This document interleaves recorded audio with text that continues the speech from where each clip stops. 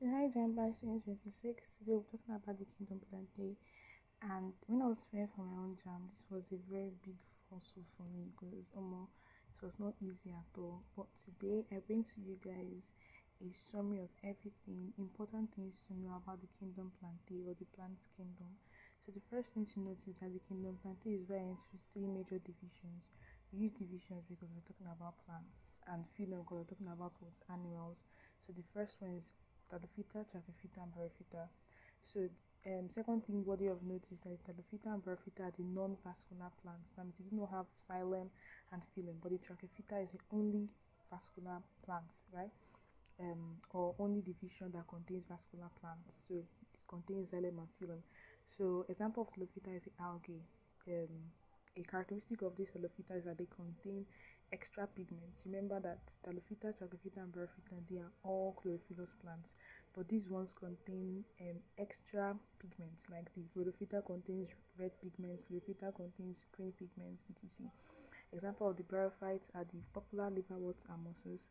And now we'll talk about the trachyphytes that are divided into two, the pteridophytes and the spermatophytes. The pteridophytes are actually non-flowering and non-seed producing plants, and a popular example is the fern, right? And the spermatophytes, God, it's very hard for me to pronounce all these things sometimes.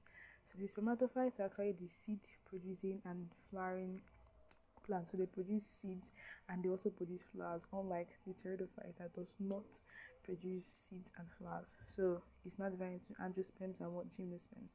So the angiosperm is actually the most complex green plant, and while the gymnosperm, well, gymnosperm is also called coniferophytas. I don't know if I'm getting the pronunciation right, but yeah, it's because they bear naked seeds and they do not produce flowers. So they bear their seeds in cones. So example is what? Conifers. This conifer is a very popular um, example, yeah, and is typically asked in JAM. The conifer is of Nikon.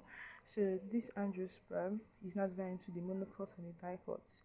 So they are JAM is always asking differences about monocots and dicots. If you check your past questions, so I'll just list out few. Monocots have a fibrous system. They have parallel venation and they have hypogeo germination, while the dicots have a taproot system, a net venation, and epigeo germination.